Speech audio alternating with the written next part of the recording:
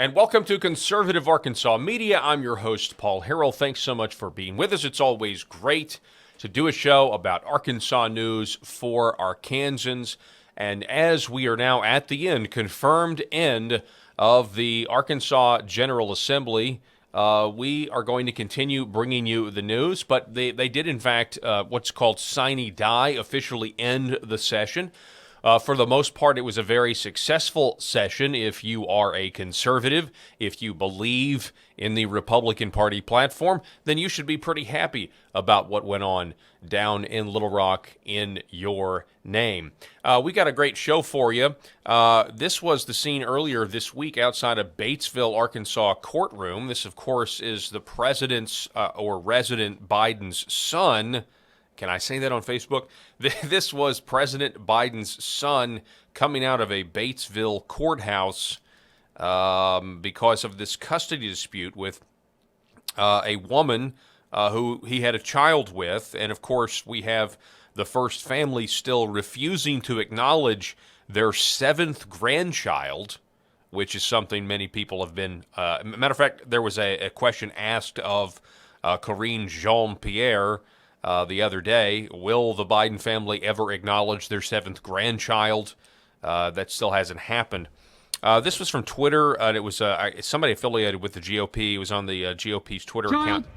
They even asked at one point, let me back this up a little bit, and you can hear it for yourself. Again, that's Hunter Biden coming out of a Batesville courthouse earlier this week. And Hunter, is your dad doing a disservice for not recognizing his grandchild? Yes. Yes, that's exactly what's happening. Yes. Anyway, I'm going to have more updates on that here in just a minute. We're going to cover this in a little bit more detail in just a minute because it's actually fascinating. There is a figure who is very familiar. Matter of fact, published an over 600-page report about Hunter Biden's laptop. That's why this case is so intriguing, and it's happening right here in Arkansas. Hunter Biden's laptop is the subject of his of this custody hearing, of this child support. You know, he's seeking to lower his child support payments, from the $20,000 a month that he's currently giving. London Roberts is her name, and it wants to, he wants to pay less, right? I know $20,000 a month, right? I know that's a lot, but so there's a guy named Garrett Ziegler who has published a report about the entire laptop, everything, all of the nasty stuff as well, but including the financials, and that's why it's relevant, and we'll talk about that here in just a moment. But before we do that, former Governor Asa Hutchinson is running for president, and in the wake of the firing of Tucker Carlson, we need to talk about that, but in the wake of the firing of Tucker Carlson, Asa Hutchinson was able to get platformed on, the news show called Fox News Tonight, and it did not go well for him, though. It did not go well for him. Lawrence Jones now taking over that time slot, and I know the ratings have tanked. And hey, look, some people have floated the idea that the ratings are going to be so bad that they're going to have to bring Tucker back and blah, blah, blah. No, that's a faulty assumption, and I hate to break it to you, but these giant media conglomerates owned by the Murdochs, they really don't care about the average person on the couch and what they want to watch. You're missing the whole objective at this point of television.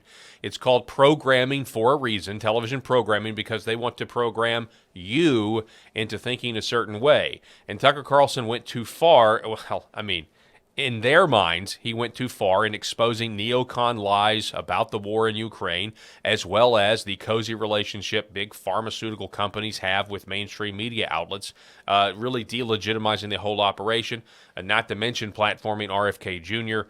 And look, there's a lot of who knows the exact reason, but the main point you can make is they took him off the air because there's too much critical analysis going on. Bare minimum, too much critical analysis of the current events. He refused to take the mainstream media narrative on things. So, that's the bottom line. But this idea that if the ratings, they don't need the money. They get way more money protecting a globalist narrative than they will ever get with advertising sales. And that's just the honest to goodness truth. They don't care about an average person on their couch and what they like and that's the whole reason they took him off. The whole reason they took them off is because you liked the content and were getting the truth or something closer to the truth than what you get on Fox News the rest of the day. So I don't hold your breath. He's certainly not coming back. But so Asa Hutchinson goes on the what are they calling it? Fox News Tonight, goes on Fox News Tonight, and it did not go well for him. Let's take a listen. I understand that you are for free speech and all these other issues. And like I said, respectfully, sir, I understand that you're for economic freedom and all that. Those are the typical Republican positions. And that would work back in 2008 or even 2006. But there's a different Republican Party now. And when I ask you the question, why are you running, it seems like you're opposed to all of the things that the modern day Republican Party stands for. What do you say to that? Well, I disagree with that. I lowered taxes in Arkansas. That's a Republican position. Again, the typical Republican talking point. I created surpluses. Most Republicans No, have that Lawrence. You've got to listen to me as well. You've got to listen as well. We balance the budget. That's what Republicans do. We lead in this country on conservative principles, and whenever you're looking at our values, I stand second to none in terms of fighting for pro-life values and conservative values. Look at my record, Lawrence, Governor, and you'll see that. I just went through your record here, and as I said, and I gave you credit, for the normal Republican positions, you're right in line. But this is a new Republican Party. Thank you so much for your time, sir. So, welcome to the new Republican Party, I guess. This is what awaits former Governor Asa Hutchinson as he tries to, get to the White House or, be considered as a vice presidential candidate. This is the kind of scrutiny that awaits him, even on Fox News at this point, because it is different. Things are much different. And I'll give you a classic example. So in many ways, what Lawrence Jones here is saying is right. So I guess a couple of days ago, Governor Hutchinson went on, let's see here, he went on CNN, because even when he was in office, he loved CNN. He went on CNN all the time. I covered it extensively. Matt Walsh of the Daily Wire, Asa Hutchinson is a useless gimp who vetoed a bill banning child mutilation. Not surprised he takes this position. So this is a question on CNN asked about Governor DeSantis and his war against Disney.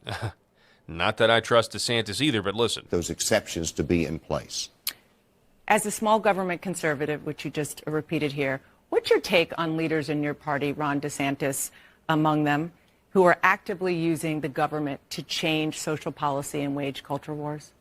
Well, let's be more specific about Disney. I don't like what Disney said about the legislation that I would have supported in Florida, but it's not the role of government to punish a business when you disagree with what they're saying or a position that they take.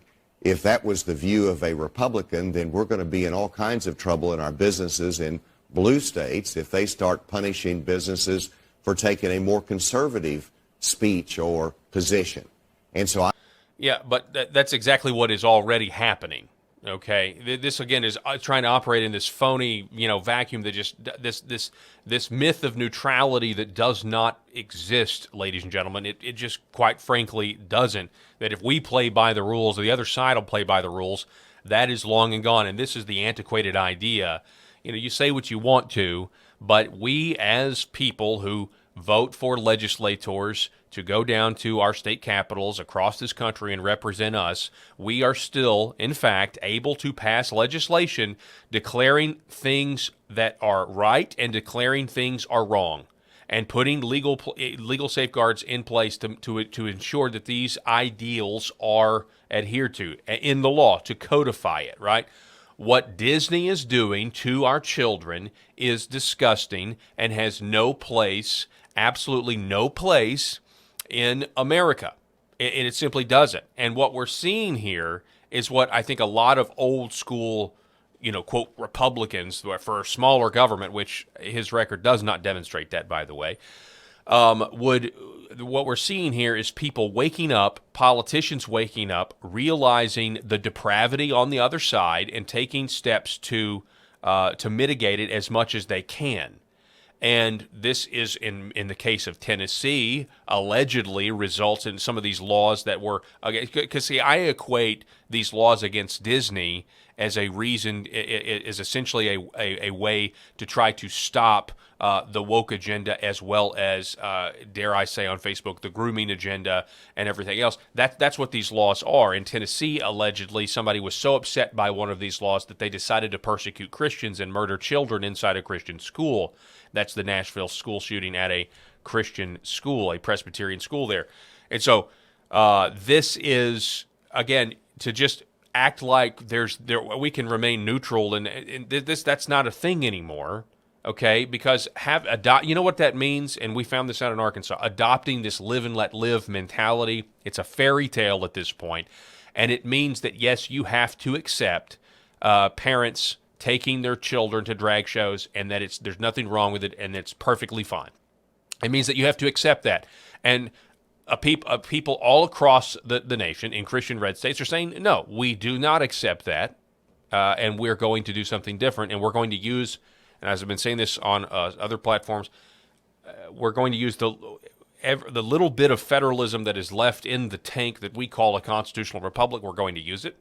And we're going to protect our kids. We're going to strengthen our families with it. And that is what's going on. And the left is reacting. And we have people like, GOP-controlled opposition candidate Asa Hutchinson that are essentially like, no, we don't need to do this, which essentially would just further the moral decline on the slippery slope that we're on. Now, so you've heard those two clips from the former governor, Asa Hutchinson. But did we finish it up? I don't think we did. Hang on. Let me. He talks about recruiting business. Let me see. For taking a more conservative speech or position.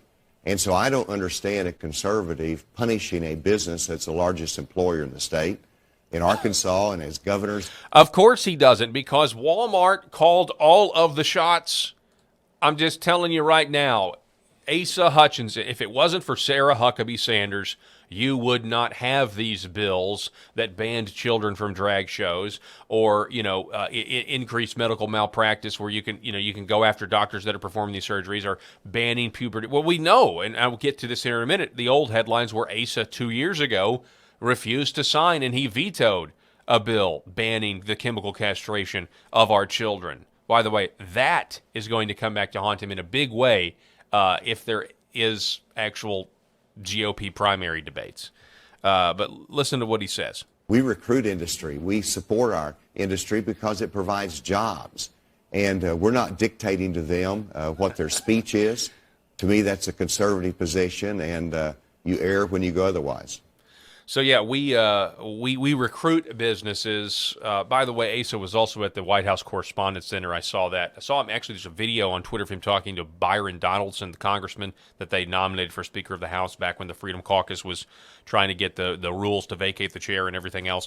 But yeah, we recruit businesses. What kind of businesses? What kind of businesses did he recruit? Well, these kinds of businesses. This is a website that I write for called nationalfile.com, as well as I do a show called National File Tonight. You can find it on Rumble, where we can talk honestly. National File, I wrote this story, I covered this, I think, the last CAM edition that we did here on YouTube and Facebook, but Asa Hutchinson and his son are doing business with the Communist Chinese. I went ahead and, see, it's National File News, but I didn't have a byline yet. I have a byline now. But anyway, so I went ahead and documented and submitted this, and it's now in article form, where I cited the Little Rock ABC affiliates' initial reports that were based on my reporting. But Asa Hutchinson International Law Firm boasts of having companies from Communist Chinese clients.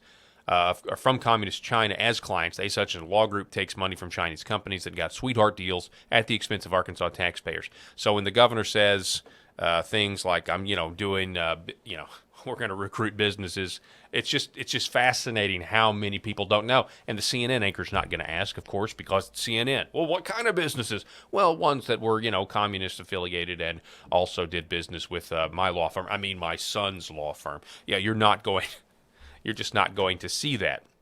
And speaking of Asa Hutchinson, his nephew, Former state senator Jeremy Hutchinson is appealing his prison sentence because, shocker, he does not want to go to jail for 8 years for taking bribes to pass legislation for his clients. Again, by the way, another instance of law firms and law. Don't lawyers make the best politicians? Can we just take a moment and say that lawyers, attorneys, just make the best politicians? And look, I know there are probably maybe good attorneys who are politicians that are not corrupt, I guess we should say. But yeah, former state Senator Hutchinson appeals prison sentence. This lawyer has filed the notice in federal court. It really comes down to a 50-month prison sentence he gets for one crime, but he's already pled guilty and been sentenced to 46 months. So he's got the 50-month sentence in Missouri is stacked on top of a previous 46-month sentence received from a federal judge in Arkansas, meaning he faces up to 8 years in prison. I know you can't see it on your screen. Forgive me, I didn't zoom it in. But you get the point. You can see the headline there. That's just a little Arkansas update for you. But speaking back to Asa Hutchinson, there is a National File story back on April the 8th, and we already just briefly mentioned this, but I wanted to document this. April the 8th of 2021, so 2 years ago. Remember this? They were in the height. Arkansas was making national news because our rhino governor would not do what the legislators wanted him to do. And Donald Trump came out and slammed, quote, lightweight rhino Asa Hutchinson for defending chemical castration and says that's the end of him. Bye-bye, Asa. That's the end of him. Asa Hutchinson, the lightweight rhino, this is Trump's statement, governor of Arkansas, just vetoed a bill that banned chemical castration of children. Bye-bye, Asa. That's the end of him. Interestingly enough, what's funny about this is back when Tucker was still on the air, this is kind of the little thread through our episode today, Asa went on Tucker Carlson Tonight and also was absolutely humiliated and accused of essentially doing all of this woke stuff because he wanted a seat on the board of Walmart. Maybe that seat on the board of Walmart will come after he does, his job being a piece on a chessboard and, runs for the presidency. Maybe after he loses, he'll then get a seat, on the board of Walmart. I'm not 100% sure on that, but it's certainly, been speculated on. Because again, back when he was governor, anything Walmart wanted on the social issues thing, they were terrified of Arkansas being conservative on the social issues. So there was very much a controlled opposition function in the governor's office when Asa was president, not to go too not go too conservative and things like that. And so this essentially LGBT agenda that is besieging American culture on all sides right now, the Arkansas legislators who I watched the debates cited, the Bible cited, being responsible in the eyes of God for the protecting our kids. These laws that have now come on the books that Governor Sarah Huckabee Sanders has endorsed and has signed and has worked with the legislature on is such a victory compared to what they're doing in other states. And I liken this back to when Arkansas Senator Jason Rapert passed an abortion trigger law. This was several years ago, and we thought, well, maybe it was almost laughable. But he passed this law. He ran this bill saying that if Roe versus Wade is overturned, which no one in their right mind ever thought would happen, but if Roe versus Wade was overturned, somehow he would, the laws in Arkansas would revert back to the way they were before the Roe versus Wade decision. And he did it, and it passed, and then a couple of years later, it happened. A couple years later, we have the Dobbs decision, and the unthinkable happened. And here's the thing. Backing up several years, at the same time Arkansas was passing a trigger legislation, a pro-life trigger bill, the state of New York, you know what they were doing? The state of New York was passing pro-abortion bills where you could murder a child up until the moment of birth. And it was such a stark contrast. So these battles at the state levels, what I'm telling you, are are putting up flags. They're putting up flags saying that we are for righteousness, and the others are putting up flags saying we are for unrighteousness, but we're actually calling it good. Woe to those who call evil good and good evil. So you look at what we're doing in Arkansas, Texas, Tennessee. Texas has a fascinating bill that's actually going to disincentivize insurance companies from covering these surgeries on minors. Because they're going to make them responsible for any complications that arise from them, which a lot of complications, believe it or not, do arise from these types of surgeries. So Texas has that law. This is all happening. In the meantime, California, New York, they're making themselves, sanctuary states. And I'll tell you the next battle. If you want to know the next battle, and this is going to be tough, but listen to me. 2 years from now, taking a look at the child abuse statutes and revising child abuse statutes to include what's being done to minor children in the name of gender-affirming health care. That will be a battle, but it's the right thing to do, and it makes an incredible amount of sense to criminalize essentially the sexualization of children. So this video may even get removed. I don't know. I was watching I was a psychologist the other day that was just talking about how obsessed we are just generally as a society with sex. We are obsessed with it in terms of we identify it with it, right? I mean, everything's about sex, right? It's everywhere, you see everything. And so especially further down that slope of depravity, you have people who are that their entire being is dominated by identifying themselves with their sexual desires and sexual preferences and blah, blah, blah. That's who they are. And then they see a child who is not a sexual being at all. They don't know what to do with it. They don't know how to identify this child because everything they do is viewed through a lens of sex. And so that is why psychologically there's this need. Yes, it's a need to basically make people grow up into perverts just like them. But they see this child and they've got to understand it. And so what they're doing is they're pushing sex on kids. That's really what this is. And we have a word for adults that do that to children, don't we? It's not minor attracted people, by the way. Okay, so back to Hunter Biden. Again, this was the scene outside of a Batesville courthouse earlier this week where Hunter Biden was appearing in a child custody, or not a child custody, a child support dispute between his child and the mother of his child that the Bidens will not, the seventh grandchild that Joe Biden will not acknowledge, will not admit exists. Here is, let me get this pulled up for you. This is a tweet that is, you're going to want to know this. This puts a lot more context to what's happening right here in Arkansas. There's a guy named Garrett Ziegler of a nonprofit organization called Marco Polo, and he was there in Batesville this week, and he is there as an expert witness in the case for London Roberts, the mother of Hunter Biden's child. So Garrett Ziegler is set to appear with Hunter Biden live in person for the case concerning child support for Hunter's loved child in Arkansas. Hunter's lawyer for this case flipped back to it's not his laptop story in a Zoom call today. So who is Garrett Ziegler? Well, I actually have had the privilege of sitting down and interviewing Garrett Ziegler it was like a long time, it's like a 30-minute interview. And one of the shows that I did over at National File, and it's fascinating. But so I know a little bit about who Garrett Ziegler is. First of all, he was in the Trump administration, so you need to understand that. But after Trump was out of office, he went to work and founded this nonprofit here called Marco Polo, and here is the website, a nonprofit research group exposing corruption and blackmail to drive an American renaissance.